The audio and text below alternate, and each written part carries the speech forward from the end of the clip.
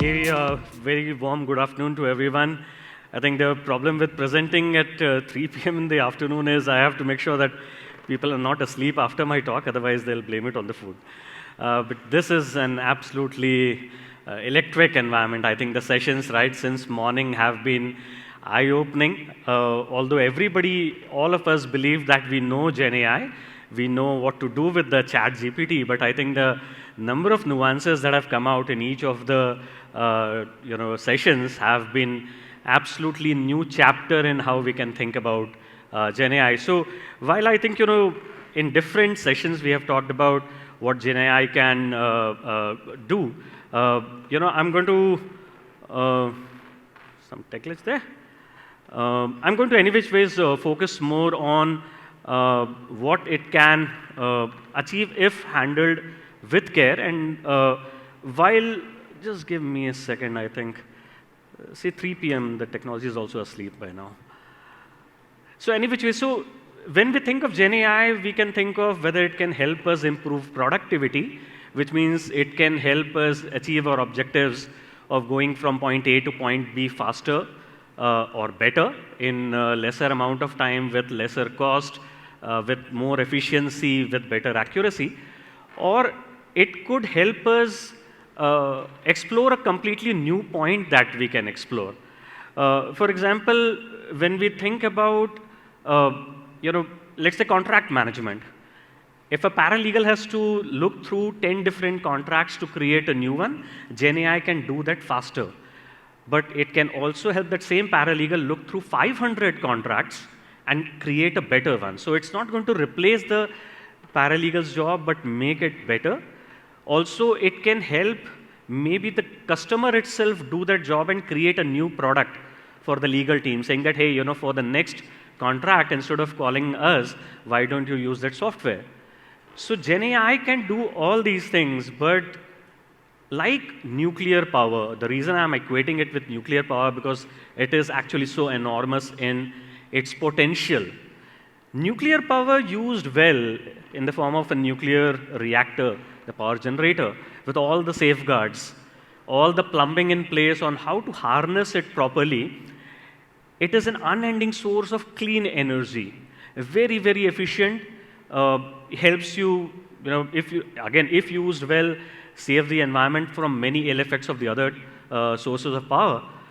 But if you do not handle it with care, I think you end up mouthing these words now, I have become death, the destroyer of the world. I hope many of you have seen Oppenheimer of late.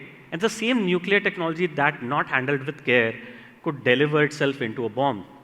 So just making sure that while you are all excited about the potential and absolutely transformational capability of Gen AI or AI in general, you just handle it with proper safeguards, proper guardrails in place, and we have just tried to put together a small framework around that. So the first part about that would be collectively, which means that don't think of developing this in isolation. And collectively could have multiple dimensions. Do it with your customers, do it with your internal stakeholders because their lives are going to depend on it, are going to change. Make sure they understand their productivity will increase rather than decrease.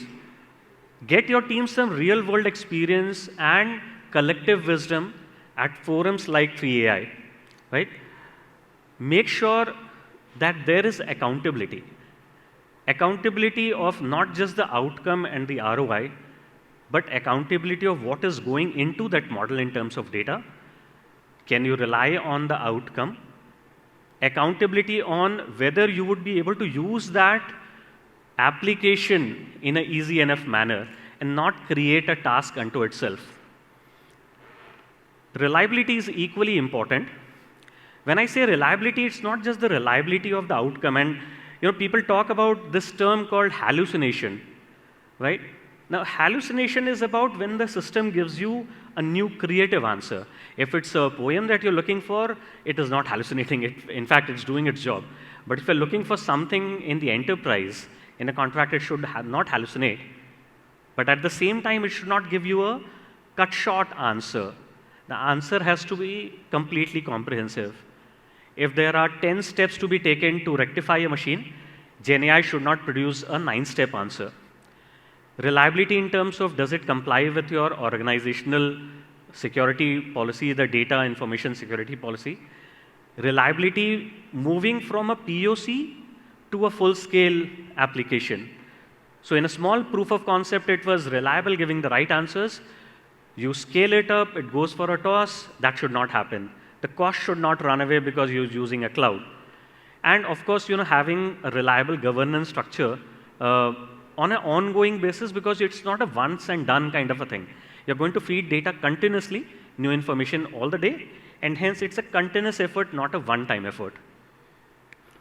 I think this is one topic on which we could have an entire full-day session, that the kind of profound impact ethics or the lack of it could have on what this application or this technology can create is humongous, absolutely humongous. Because I think one of the questions from there was that if it's going to rely on the data it's generating on its own, any bias will get propagated even further.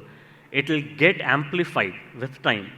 So it's not just about the bias, it's also about the fact that in terms of ethics, it doesn't end up giving access to data even within your enterprise to people who are not supposed to have access to that data.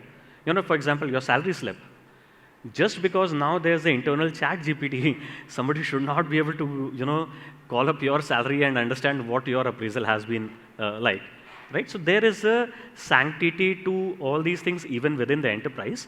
And hence the AI governance framework from an ethics point of view also need to be in place.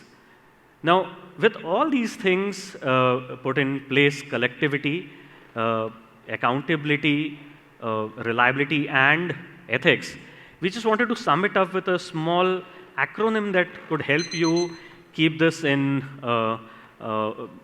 easy remembrance: collectively, with accountability, with reliability, and with ethics. So you can just remember CARE as an acronym for a set of frameworks that can help you make sure that it doesn't become a runaway and it becomes a successful endeavor for your enterprise. So thanks a lot for listening in, and thanks a lot to AI for giving me the opportunity to speak. Absolutely fantastic session, Samir, and absolutely fantastic audience there. So signing off on a thanks note there, and a small clipping just in case it plays, I don't know. So I think this song is known to all. And in the world of 3AI, it becomes something like this: what Jhumka? But then there's a 3AI says, okay, what is that Jhumka? Sorry for that, but have a great evening going forward. Thank you.